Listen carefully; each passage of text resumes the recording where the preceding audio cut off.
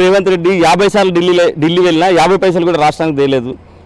Tourist సీఎంగా మారిండి అనేది BRS ఆరోపణలు చేస్తుంది. వీళ్ళది ఒక తెలంగాణ ఉద్యమ పార్టీ అని పెట్టుకున్నారు. లాస్ట్కు వీళ్ళ పేరు బంధాన్ని కూడా మార్చుకొని వీళ్ళకి ఎలాంటి సంబంధం లేకుండా జార్ఖండ్ పోతారు, యూపీ పోతారు, మహారాష్ట్ర పోతారు, వందల వేల వెహికల్ వేసుకొని. ఏం సంబంధం ఉందని పేరు ఢిల్లీ పోయారు. ఇక్కడ చనిపోయిన వాళ్ళకి ₹1 ఇవ్వలేదు ఈ రాష్ట్ర ప్రభుత్వం ఆనాడు. ఈరోజు మా పార్టీ జాతీయ స్థాయి పార్టీ.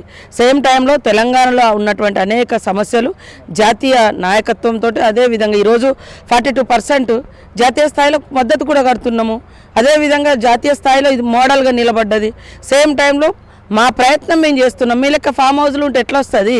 మా ప్రజలకు మేము చెప్పుకుంటాను, అయ్యా మేము కొట్లాడుతున్నాము, మరి పోతున్నాము, కలుస్తున్నాము. మీరే ఇప్పుడు ఎవరైనా అడిగితే ఎప్పుడైనా అడిగినవానే వచ్చినవానే అని కూడా అంటారు కదా.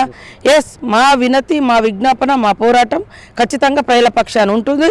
ఖచ్చితంగా కొన్ని ఇస్తున్నారు, మరీ ఏమి ఇవ్వలేదని నేను అనను. కొన్ని అక్కడ టూరిజమో లేకుంటే R&B రోడ్సో నేషనల్ హైవేసో కొంత అయినా వస్తున్నాయి. అది కూడా మన ప్రయత్నం మూలంగా. మీరు ఏ ప్రయత్నం చేయలేదు, మీరు ఏ ఇంటర్నల్గా సంబంధం ఉందే మా వాళ్ళే కాబట్టి మాకు అన్ని ఇస్తారని మీరు ఫామ్ హౌస్లో పడుకున్నారు బీజేపీ మీరు ఒకటే అని. కాబట్టి ఆ రోజు వచ్చే పథకాలను విస్మరించారు.